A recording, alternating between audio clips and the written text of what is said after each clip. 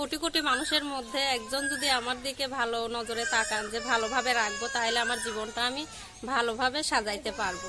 এই অন্ধকারের ভিতরে আলো তো মনে করেন সবার জীবনেই চায়। আর সেই মানুষ কি আছে এখনো দুনিয়ায় যে আমার অন্ধকারের ভিতরে থেকে পুরো মেয়ের সাথে আসলে দেখতেই পাচ্ছেন সে আসলে অনেকটাই হাসি খুশি সুন্দর সাজুগুজু করে আজ ক্যামেরার সামনে আসছে।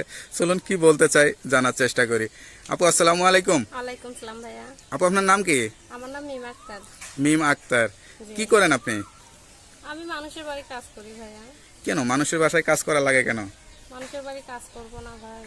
অল্প বয়সে বিয়ে হয়েছিল, স্বামীতে থুয়ে চলে গেছে, একটা বাচ্চা হয়েছে, বাচ্চার খরচ দিতে পারে না, বাচ্চা ফিডার খায়, এই অন্য অন্য ঝামেলা ভাই, অনেক সমস্যা।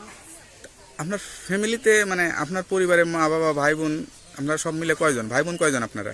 আমার ভাই বিয়ে করে বোনে চলে গেছে। কয় ভাই বোন আপনারা?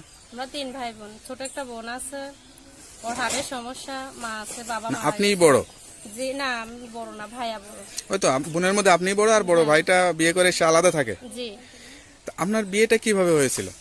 আমার বিয়ে দিছে, বাবা মারা যাওয়ানে মা বিয়ে দিছে, খরচ দিতে পারে না, বোঝেনি তো, গরিব মানুষ, খাইতে নিতে পারি না। আপনার মায় পছন্দ করে দিয়েছিলেন না কোনো প্রেম ভালোবাসা?